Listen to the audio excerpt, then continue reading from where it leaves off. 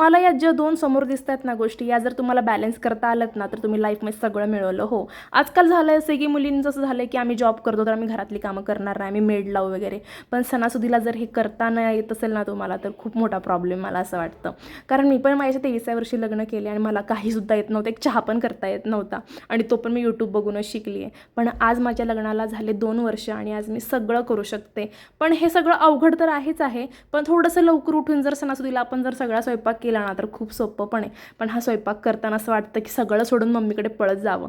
पण हे एवढं वाटतं तेवढं सोपं नाही आहे लग्नानंतरनं. लग्नाच्या आधी खूप छान वाटतं, आपण लग्नानंतर असं करू, तसं करू. पण लग्नानंतरनं जी रिॲलिटी असते ना, ती खूप वेगळी असते. कारण सुरुवातीचे दिवस हे वेगळे असतात. नंतर असं होऊन जातं की सगळी जबाबदारी आपल्यावरतीच पडते आणि आपण कुणाला बोलू पण शकत नाही की तू हे हेल्प कर, ती हेल्प कर.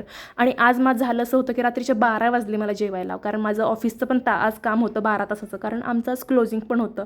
आणि का फिनान्सवाल्याच मुलीला माहिती आहे किंवा मुलाला माहिती आहे की हा आज किती लोड असतो. आणि त्याच दिवशी नेमकी होळी असल्यामुळे ना सगळ्यांनी आज ऑफिसमध्ये जाऊन काम केले, पण मी एकटीनं आज वर्क फ्रॉम होम घेतलं होतं. कारण मला माहिती की माझ्या पश्चात घरात कोणी नाही आहे करायला. आणि मी प्रत्येक वर्षी म्हणजे आता लग्नाला 2 वर्ष झाले, मी एवढे सण सगळे छान केले, तरी 3रं वर्ष उगाच प्रॉब्लेम नको, उगाच काही.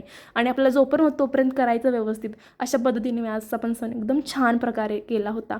कारण पूर्ण नैवेद्य घरात करून आणि देवाला परत दाखवून परत खाली पण आले होते. आणि ही पटकन होळी पेटलेली म्हटलं तर हे संपायच्या आधी आपण पटकन जाऊन येऊया.